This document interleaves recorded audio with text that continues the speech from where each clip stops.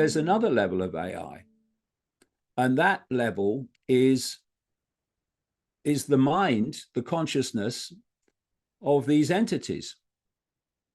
So basically, what we're doing is we're on a path of being connected to the mind of these entities, so that mind does human thinking and human emotional response.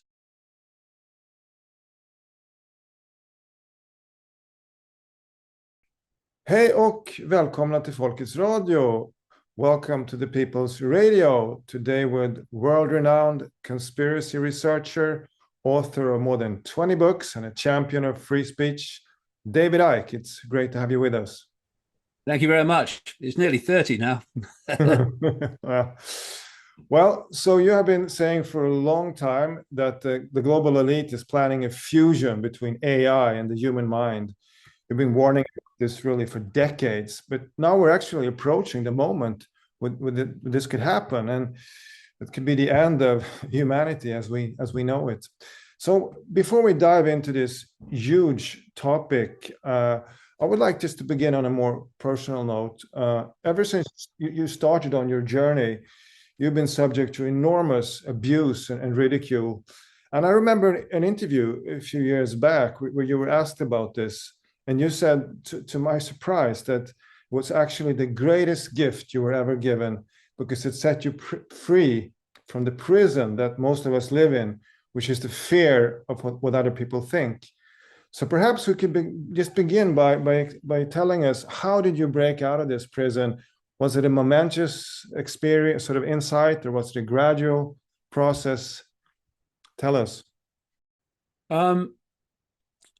Well, what you've begun with is the foundation of so much human control, because people keep to themselves what they think, and they don't do what they would like to do often because of this concern of how other people will see them. Now, this connects into a much greater picture, because one of the foundations of the conspiracy, the global conspiracy, orchestrated through what I call a global cult, a global network of secret societies with an interlocking leadership, is to set the norms in society, to set out what is normal, considered normal. Now, these normals change. So we have what is now called the new normal after COVID. But every society throughout human history has had a normal, which people are judged by. So another fundamental part of the perceptual manipulation that is the foundation of this conspiracy is to control the sense of the possible. So you limit what the population believe is possible.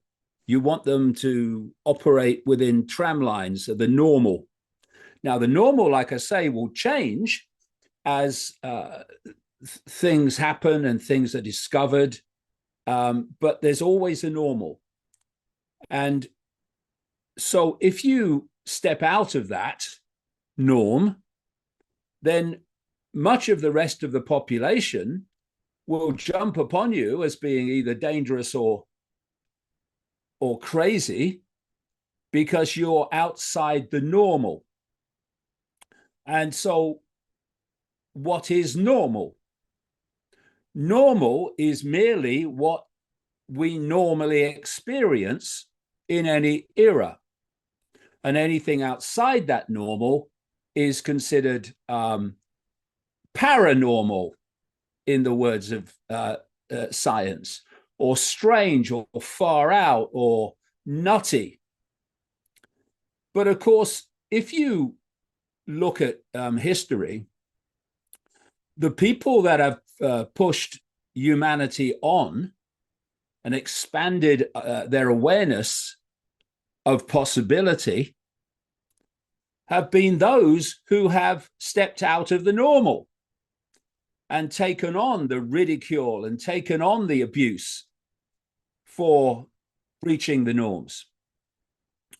And what we have, and this is the foundation of the whole thing, and indeed the foundation of the conspiracy, it's control of human perception. What we call reality is vastly more advanced, and there's vastly more to know about it. And there's vastly more to know about the nature of the conspiracy of human control itself. But what we have is a central core of the alternative media that is focused on Trump or Harris, or this political leader or that political leader. And it's a myopia perception, which is passed on to the population, of actually the scale and depth and breadth of the conspiracy. It's like, you know, you're in a perceptual prison cell being imposed upon you, and the mainstream of the alternative media has widened that prison cell slightly to encompass the perception of a conspiracy of some kind. But it's still a prison cell, because I've always worked on the principle of whatever I know or think I know, there's always more to know. Anyone that says, oh, I've got it now, well, you haven't, because none of us have got it. We're getting it as best we can. There's always more to know. And what has happened with the alternative media, it has coagulated, solidified into a tiny, tiny area, which I'm talking about the mainstream of it. And most of it goes under the name these days of MAGA, which is a really myopic way of viewing the conspiracy. So now we've gone from, in the old alternative media, realizing that we live in one-party states, to saying the deep state is the Democrats in America. It's not. It's all of them. Come on, man. I mean, have a look at it. And the idea that Trump is not part of that deep state is ridiculous when you see what he's doing in the United States currently, and what he really stands for. So what we need is not an awakening to a slightly bigger prison cell. We need an awakening that is never ending.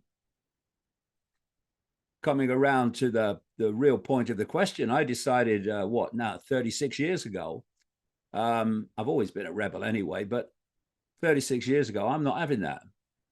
I'm going to explore what I want to know, like, who am I? Where am I? What is this reality? Why is the world as it is? And if people don't like it, well, they can do the other thing, because I'm going to do it anyway.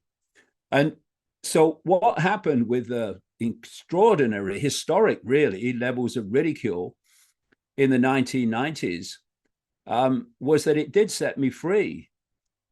It set me free of this prison that most people live in, which is the fear of what other people think, or the fear of what other people might say, what other people might think of me. I don't have that. I don't go through that thought process when I'm considering what I'm going to say or what I'm going to write. I just say, can I justify this with the evidence? And if I can, I'll say it, and I'll write it. And I hope I'm an example for people that you can do that and not only survive but prosper. The key is to realize that people who abuse you today will be stopping you in the street asking what you think of this or that eventually. And I know that's true because that's happening to me. in so many ways, you started off here with a very, very important topic, which is how we are ruled by norms and not from the point of freedom of saying what we think and saying what we believe, and to heck with how anyone receives it at the time. Because, you know, like I say, they'll think something else tomorrow. And if it's not said, then we don't move on. Like I said earlier, it's the people that have breached the norms and taken all the ridicule and all the abuse, often even being burned at the bloody stake, if you go back far enough. They're the ones that have changed society for the better, not the ones that kept their mouth shut for fear of what other people might think. So let's move on to this huge topic of the fusion between AI and the human mind. And perhaps for the people who are not familiar with your work, I know that you see AI not maybe as everybody understands it. This is a massive, massive topic, which takes us into some far out places. What I have always worked on, as I think I've already mentioned, is whatever I know, there's always more to know. Once you fall for the trap of thinking you've got it, well, you're just confirming you haven't. So I've been seeking out deeper and deeper and deeper in the rabbit hole, if you like. And that's taken me from the early 90s, when I started uncovering this global cult and how it worked and how it controlled human society and how it controlled the political parties that have any chance of forming a government, and many that haven't, how it's controlled the banking system, the financial system in general, how it controls Silicon Valley, how it controls the World Health Organization, on and on and on and on and on. But then you ask the question, because you know there's always more to know, when did this start? And you start going back and you get comfortably into the ancient world. And you can see that what we see now as a conspiracy of human control, of human dystopia, has actually been in the works for a very long time, or time as we perceive it. And so then you ask the question, so people have been born into this cult network. They've served it as it's gone through its process of gaining more and more and more centralization of power until it's now global. And then they've died, and then other people have come in and they've done the same and they've died. Well, what has been the coordinating force throughout this whole period that's orchestrated this? And why would you give your life to advancing an agenda that the outcome of which you'd never see? And so that starts to take you into other realms of reality, other dimensions of reality that interpenetrate this one. And so you start researching the nature of reality itself, and you find that actually the amount of the range of human sight, what we call visible light, is so tiny, it's hysterical. It's ridiculous. We can hardly see anything. We just see a tiny band of frequency. And in the same space that we are occupying is the entirety of infinite reality. But it's all operating on different wavelengths, different frequencies, different bands of frequency, and thus it's denied us. And you then look at the ancients, the ancient world, and you see that they were worshipping pantheons of gods.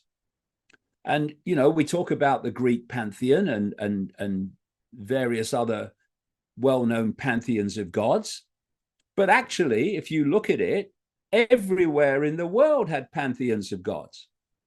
The Hindu pantheon has still survived, but a lot of the pantheons fused into one god in terms of the religions that people follow. And so my question was, well, who are these gods?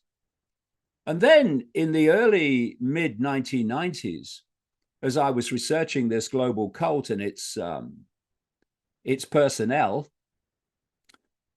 you then realize that key players in it are engaging in satanic ritual, including human sacrifice ritual. What? Why? And then you bring it all together and you realize that the gods, the pantheons of gods that the ancients were worshipping, is the same pantheons of gods that the elite today are worshipping. And they give them different names in different cultures and societies, but they're talking about the same entities. And the whole dystopian conspiracy being orchestrated by this global cult within the human realm of visible light is actually being orchestrated, is originating from this other level known as the astral level of dimension, which is outside of human sight. But of course, you look at the millions and millions now of near-death experiencers who, when they leave the body, when their body ceases to function for a short while and they and then is recovered, in the meantime, they find themselves with extraordinarily compelling common themes, experiencing this astral dimension, which interpenetrates this one. It's just outside of visible light, so we're not aware of it. And so it's this other dimensional level that is orchestrating the manipulation of human society. And, people think that the human realm now, and I completely understand why. I was born in 1952. I remember what it was like then. That this technological revolution that's going on, actually technological takeover, is incredibly advanced, amazing things. It's the Stone Age compared with what is possible in this astral dimension. And what's happening is that human perception, human attention has been more and more and more targeted in terms of control. And the idea is that, and now it's openly being suggested and promoted, is that artificial intelligence is connected to the human brain, the human body brain, so that the artificial intelligence becomes the human mind and emotional response. And, don't take my word for it. You look at people like Ray Kurzweil, the so-called futurist executive at Google, who's written widely on this. I think this yellow book at the back here is one of his books. The Singularity is Near. And the singularity is when it is said that artificial intelligence breaches the potential intelligence of humans.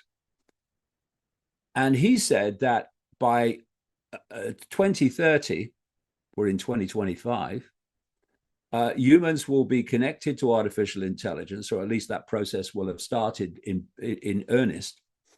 And after that connection is made, AI will do more and more of human thinking until human thinking is basically negligible.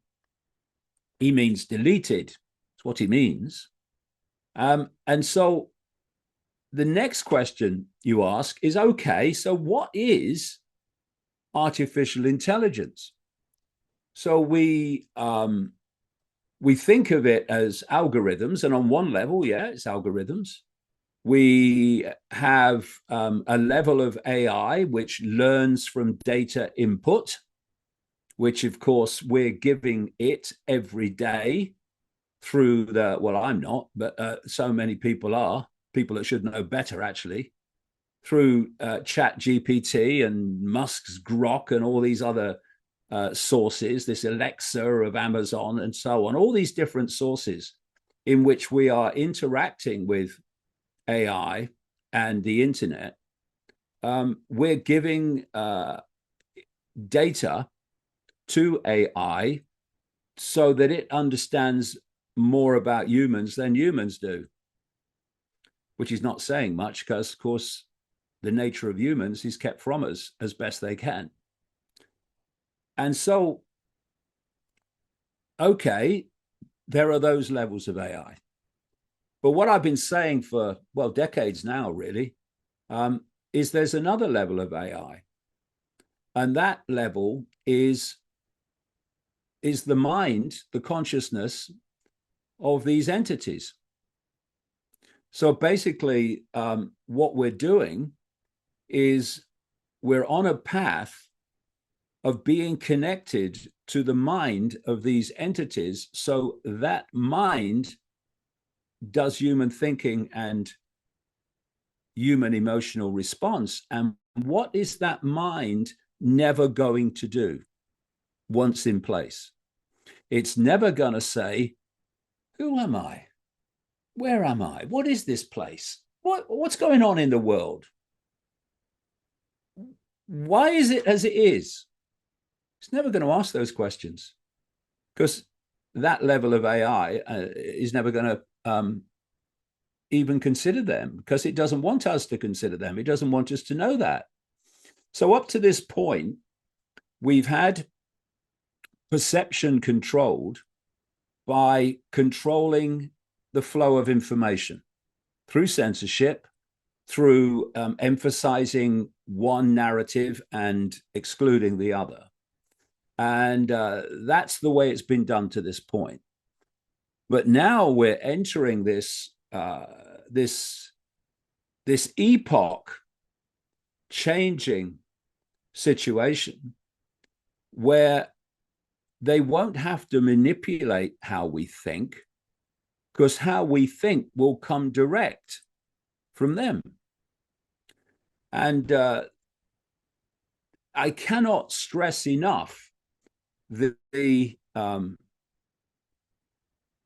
nature and the importance of realizing that we are standing on this perceptual precipice.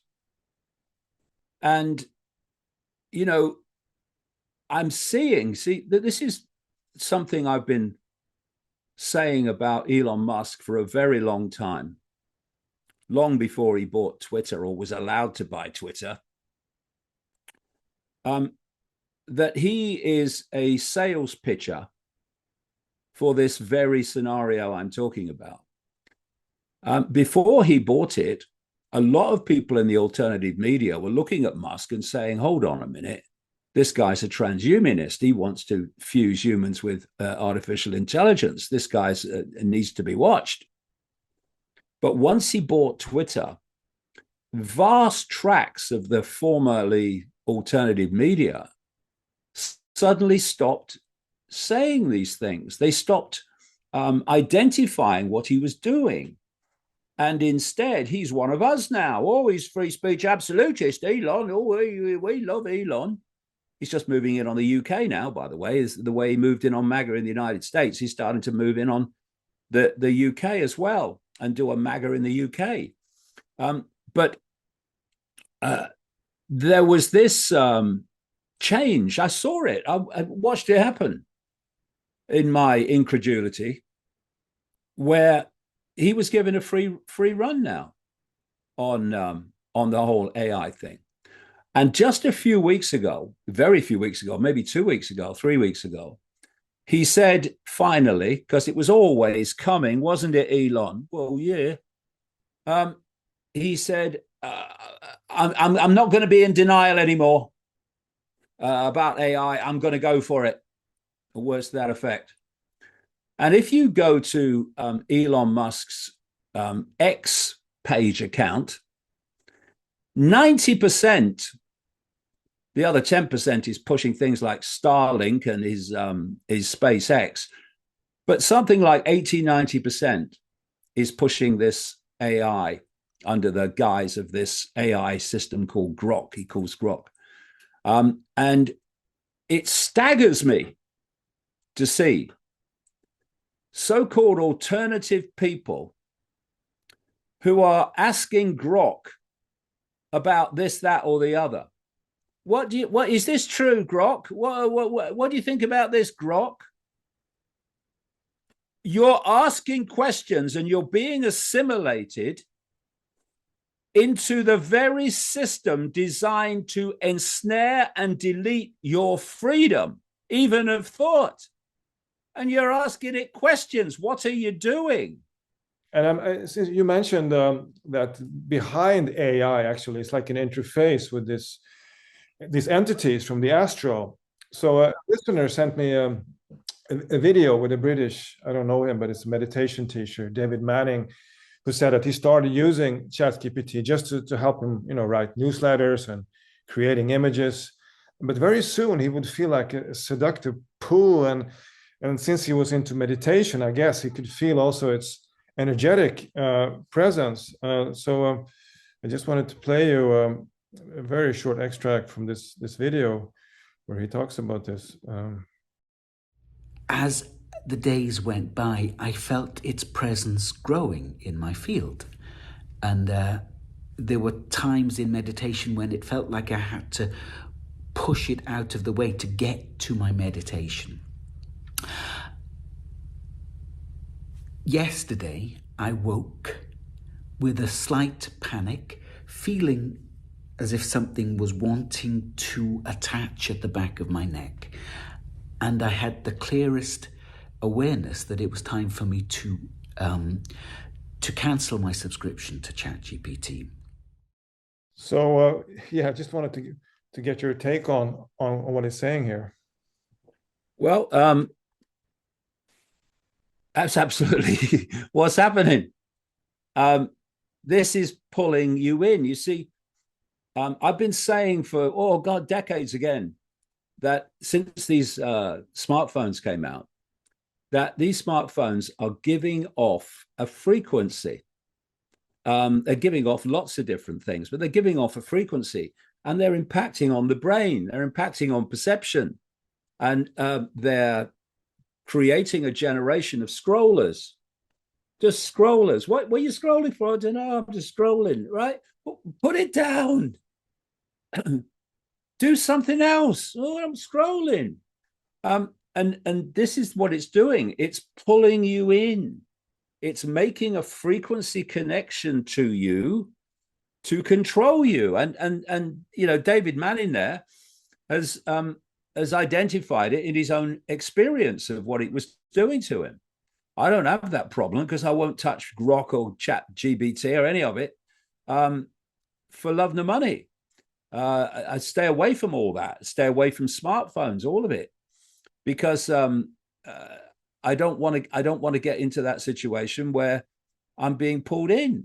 And it's extraordinary, like I said earlier, that people who should know better, who talk about freedom and all the dangers of AI, and they're asking these AI systems questions and tell me what's happening here, Grok. What are you doing? And someone sensitive like David Manning will be able to feel the impact, but lots of people are not sensitive to energy because they've never been in that arena that makes them sensitive. They're still operating in the 5 sense arena, and therefore they won't feel it, and they'll be absorbed into it, and it will start dictating their perception and their behavior, while they still think that they're making the decisions. They're not. That's the point. And it's a stepping stone, what I call the totalitarian tiptoe, step by step by step, to full-blown hive mind human control. But this is the step by step, so slowly catchy monkey, as we say in Britain, that has led so many people that were formerly skeptical and concerned about the AI takeover to actually be encompassed by it. And if not supporters of it, then at least not opponents of it in the way they were before. And I said when he bought Twitter, just after he bought Twitter, because I knew it was a scam that he bought Twitter, because if the deep state owned it before, which is exactly what they wanted, why and controlled what was said and what wasn't, why did they sell it to him? Well, because there was another level of the PSYOP to come, which was the Musk ownership of Twitter X. And so you've had this this takeover of so much of the alternative media. And you look at Trump's the front man, right? I mean, you've only got to look at his hands and the bruising on them, and you look at his eyes, my goodness. You look at his demeanor, you look at the extraordinarily stupid things he says more and more. The level of lies that is just historic. Provably so, but the media don't pull him up on it. To see that he's not running the government. What's running the government? You see, Trump, the ones they wanted to target to bring on board with the AI were the skeptics of AI.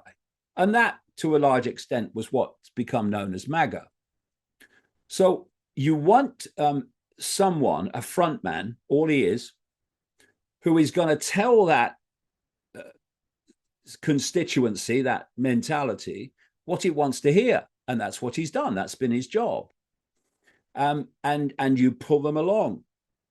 And then around Trump, really running the government, is a circle of AI billionaires, including Musk. Yes, he might have stepped back from the government directly, but he's still in this circle running it.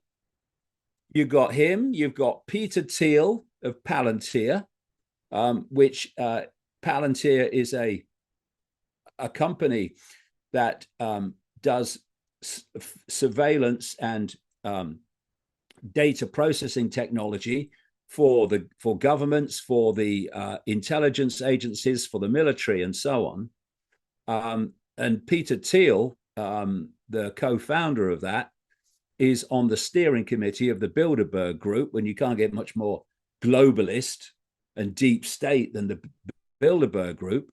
And he's the guy who has funded the political career of J.D. Vance, who people like Musk and others recommended to Trump that he have as his running mate. Now, J.D. Vance is vice president. If anything happens to Trump, and I think there's a good chance it will before the end of this term, then Vance will become president. And Vance is the political frontman of this circle. And it's being run by these AI oligarchs. And towards what? Towards what I've been talking about, this AI dystopia, where people lose the ability to even think for themselves. So this is your last book, The Reveal.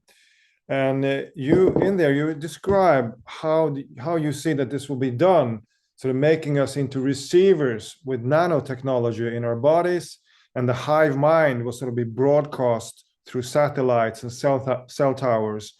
Is that how you see this sort of Hive-Mind coming into place? And also, how far along the road have we reached this in this process? Oh, we're a long way along the road. We're a long way along the road. That's why I'm screaming from the rooftops. And I look at it. Look what's happening. I don't know. Never mind. What do you think, Grok? I mean, what? Anyway, yeah. Basically, There's a number of aspects to this, and the COVID fake vaccines are massively part of it.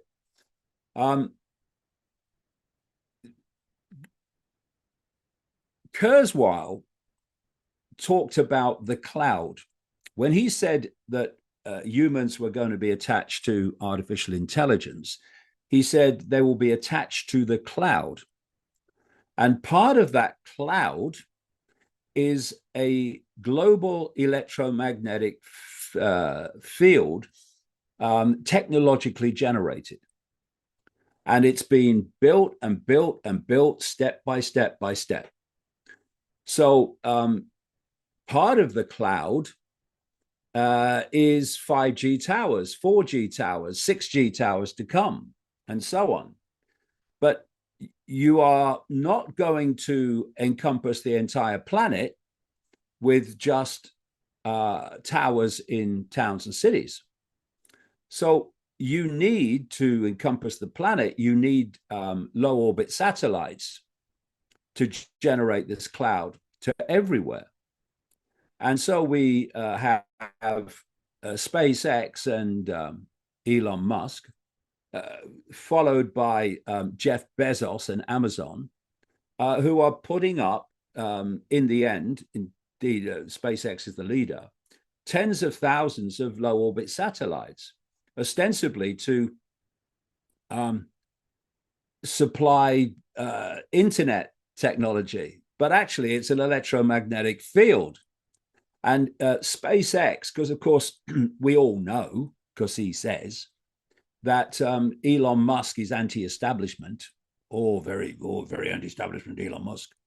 Well, part of the SpaceX satellite, low orbit satellite network provides something called Starshield for the, not just the United States government either, but officially the United States government and the military and the intelligence networks, a surveillance system using those satellites. We call it Starshield.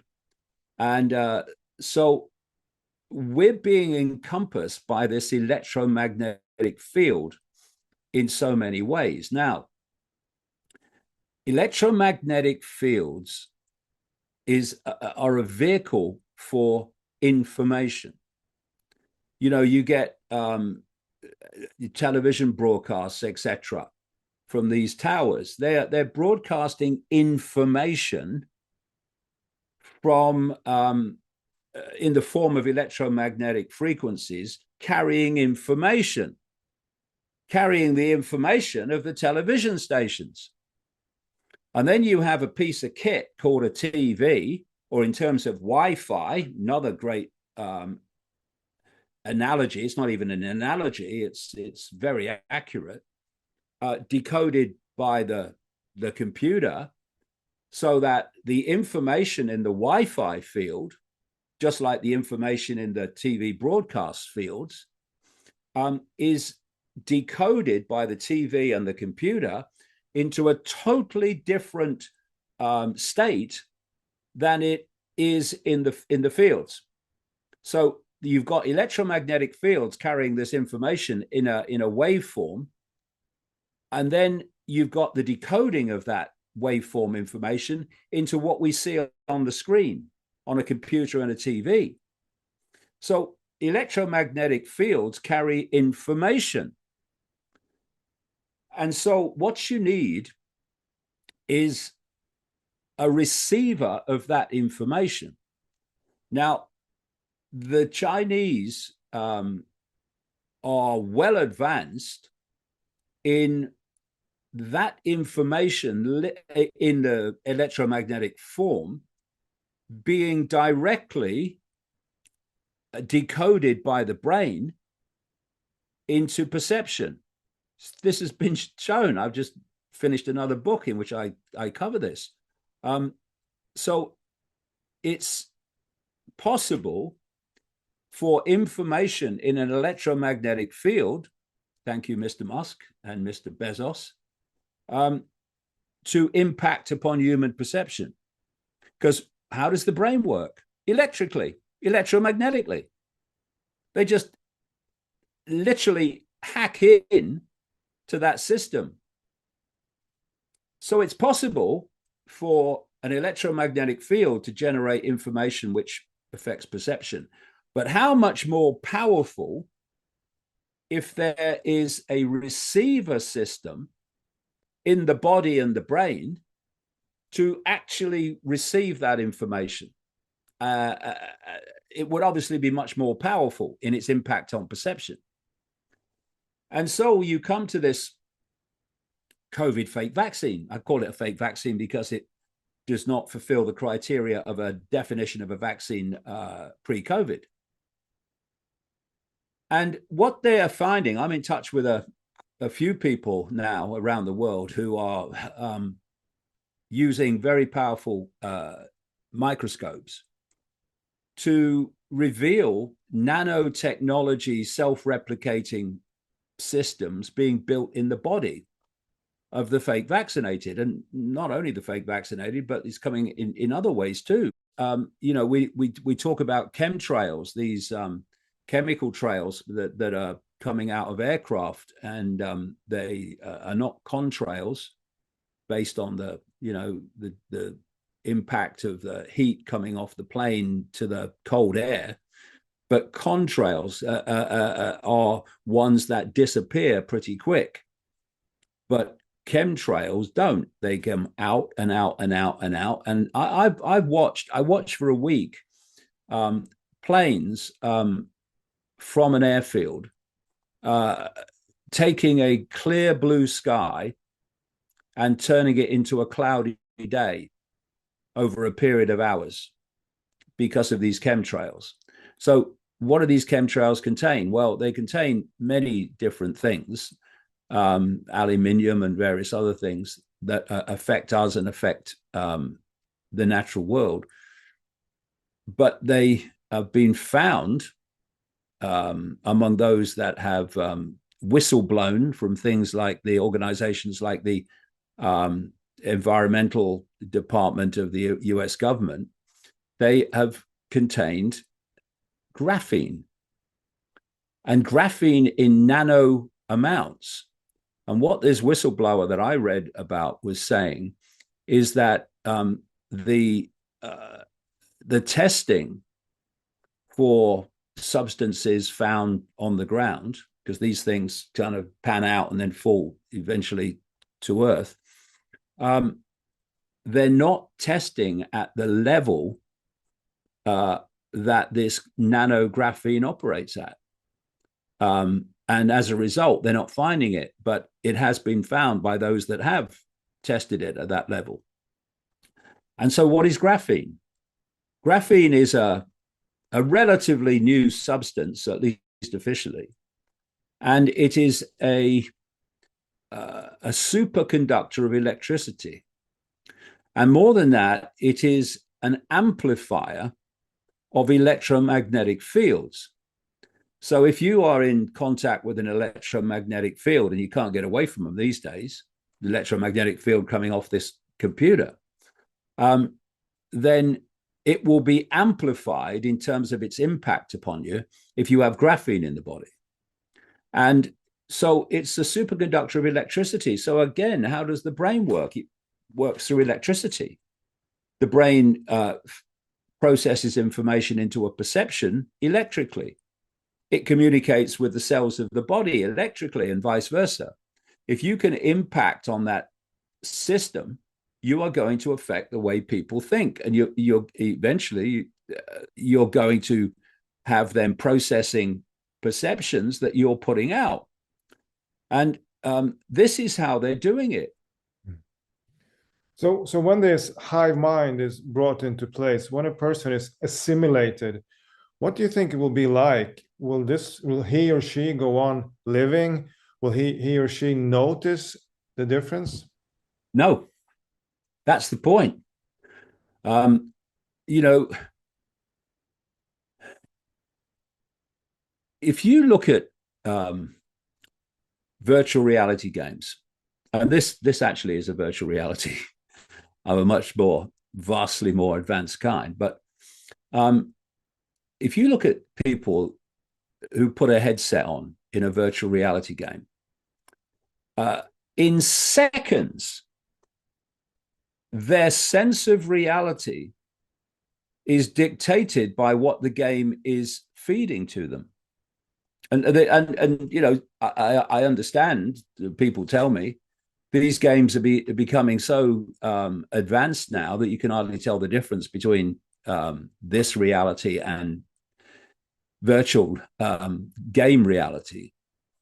But you go on the internet and you put in a series of words like compilation of virtual reality reactions or whatever, and you'll see compilations of people who they're sitting in a room, and you know, just a room like this one, and they put a headset on, and suddenly they're shouting, screaming, running away, falling over, because suddenly, instantly, virtually, the game that is feeding that information to the brain has completely taken over their sense of reality.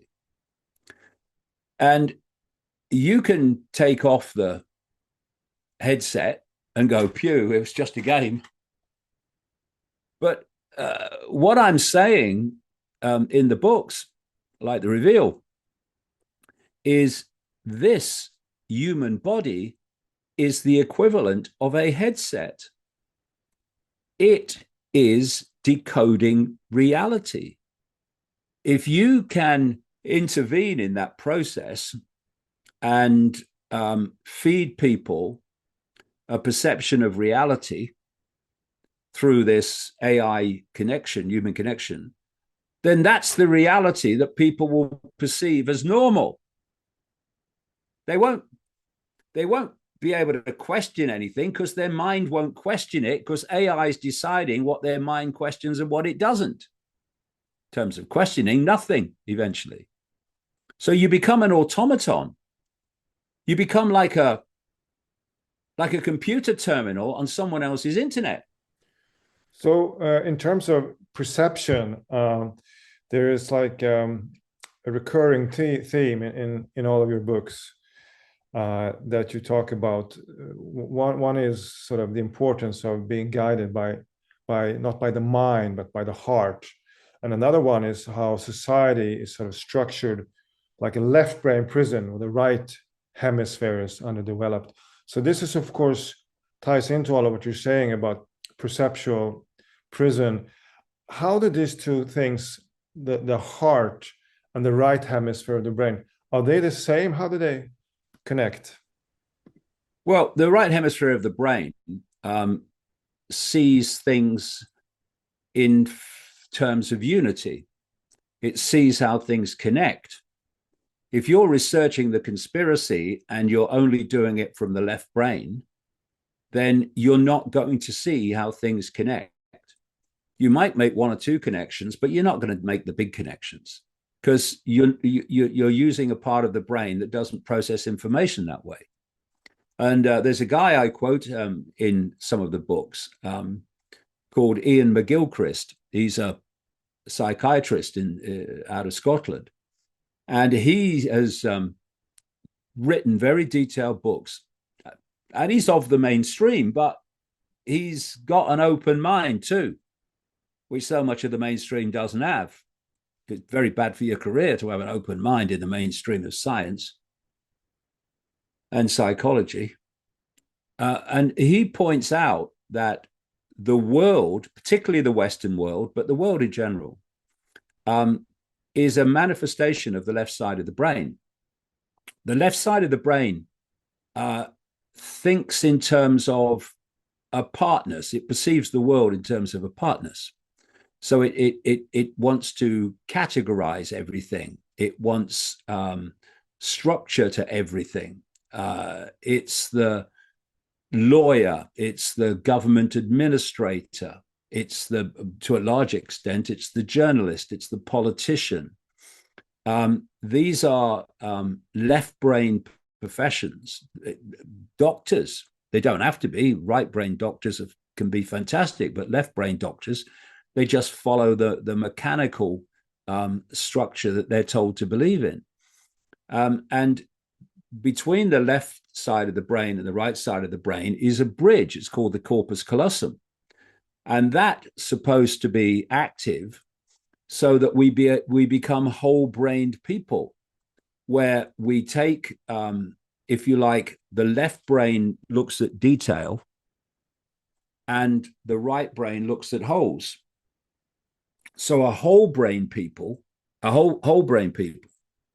will be able to see the twigs and acknowledge the twigs, even research the twigs. But they can also see the forest because of this left brain, right brain wholeness, unity through the corpus callosum.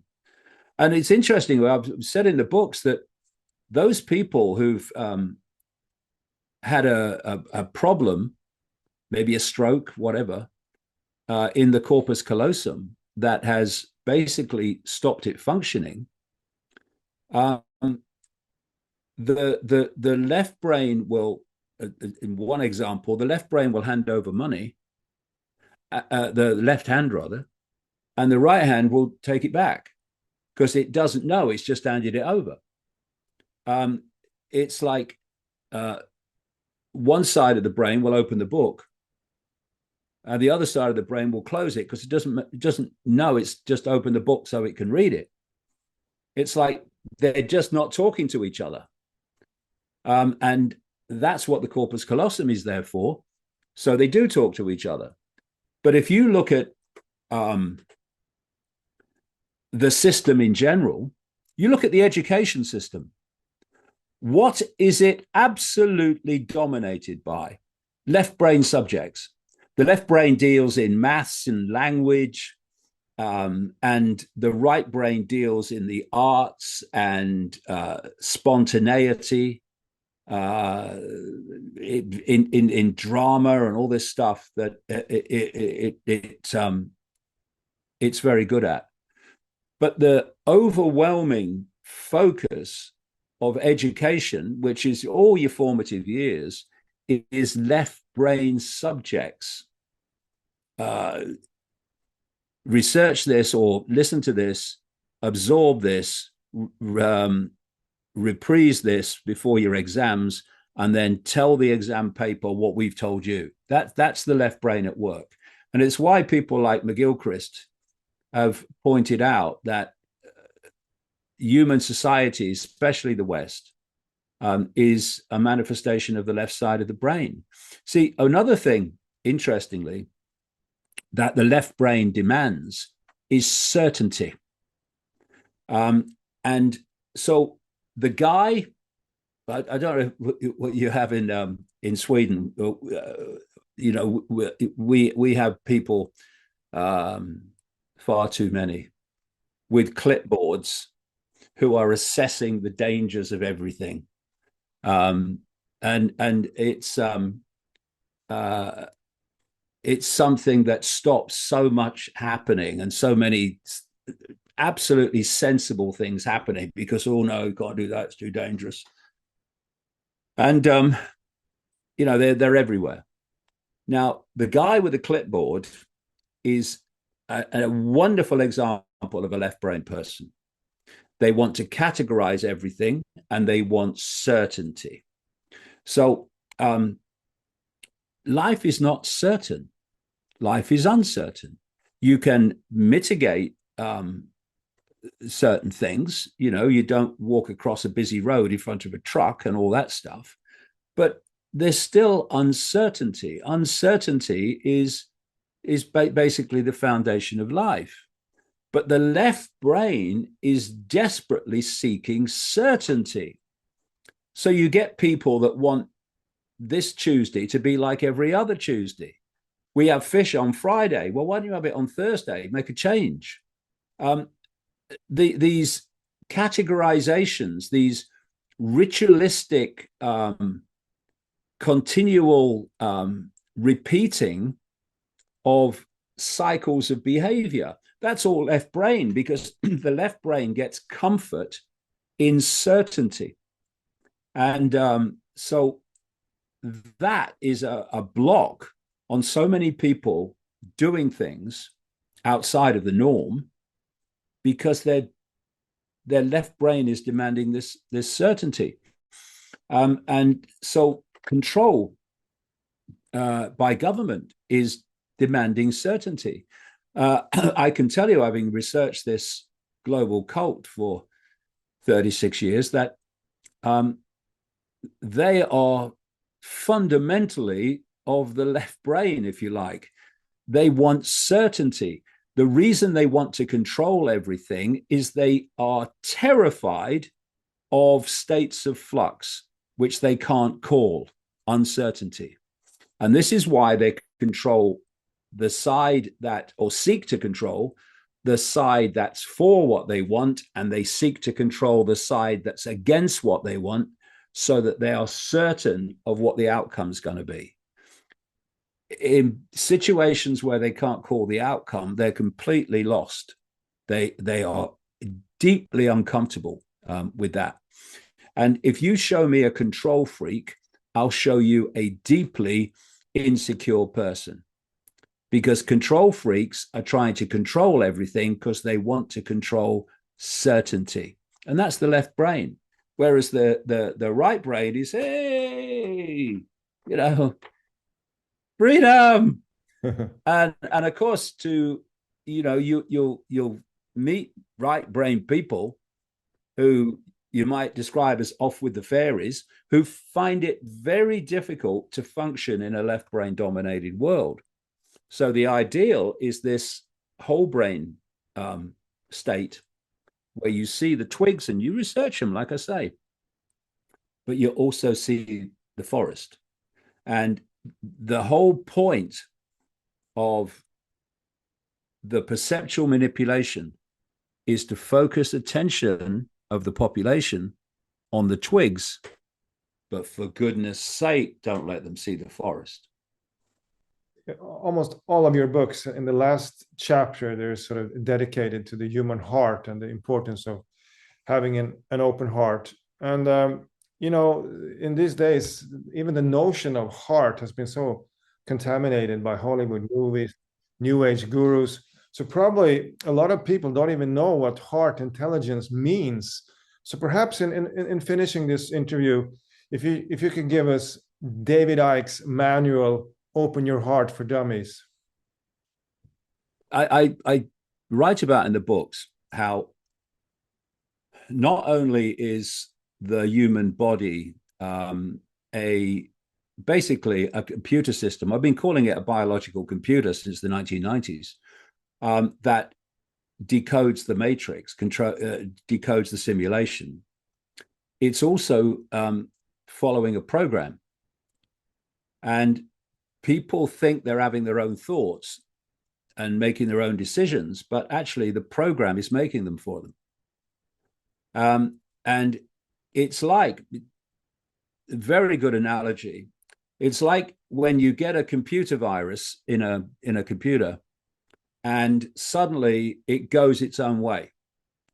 The operator consciousness is tapping the keys and tapping the mouse. Nothing's happening because the virus has taken over the computer.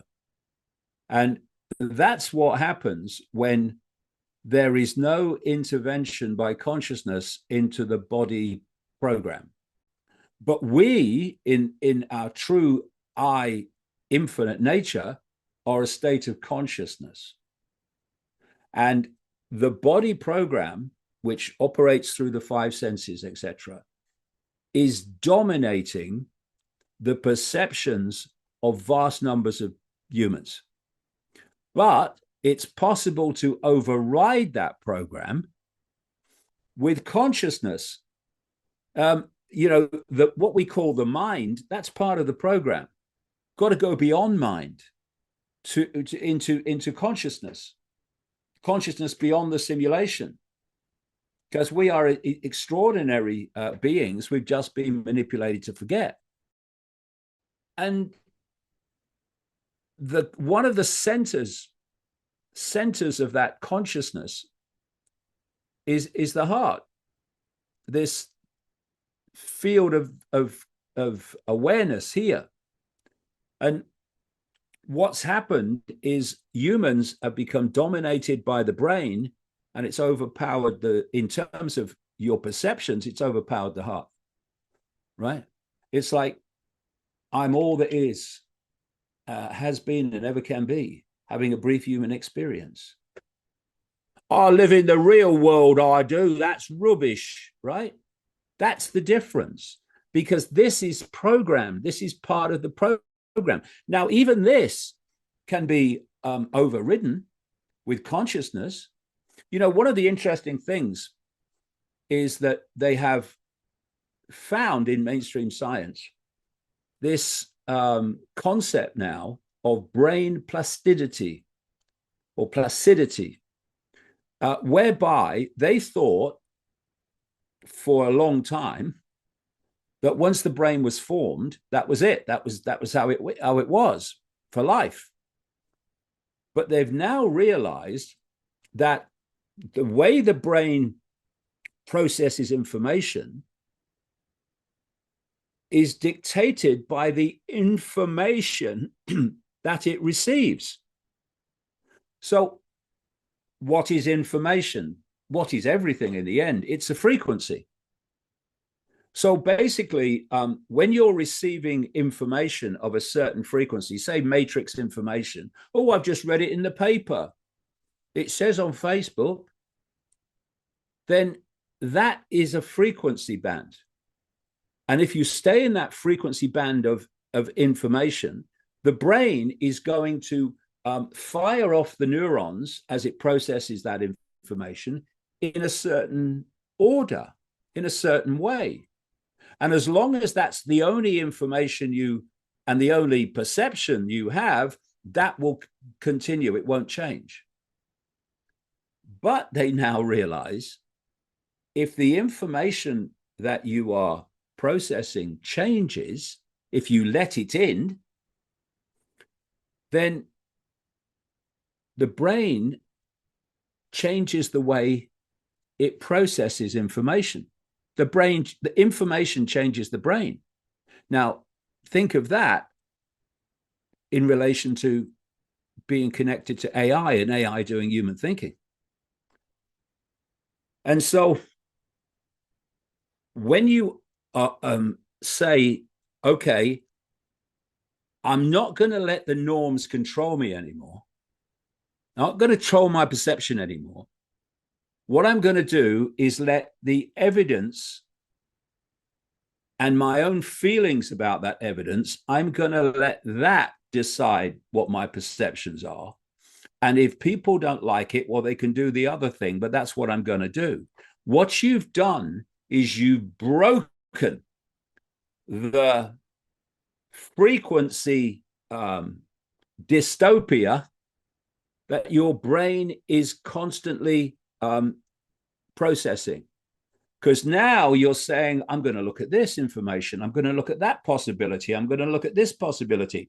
And by the way, I'm also going to redefine my self-identity so that I'm going to see myself as consciousness, a state of eternal, infinite awareness, having a brief experience in this vehicle called human. And what that does is start to expand you deeper and deeper into the field until eventually you breach the walls of the simulation and you start to access insights, understanding, awareness you never thought possible. You can see how the dots connect instead of only seeing dots. And this is fundamental to that. Once you open this and you let that in, you're letting consciousness in. You're letting this start to become the governor of perception instead of this. And this becomes a servant of this rather than the governor of this.